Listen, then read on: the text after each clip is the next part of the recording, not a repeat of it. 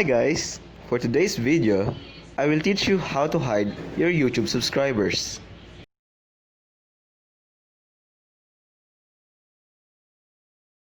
The first thing you need to do, go to YouTube Studio.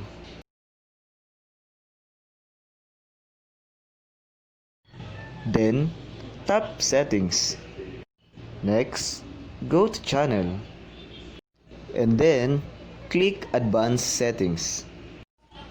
Under subscriber count, uncheck the box that displays the number of people subscribed to your channel.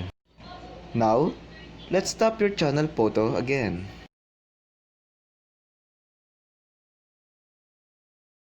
You'll see, finally, your subscriber count are already hidden.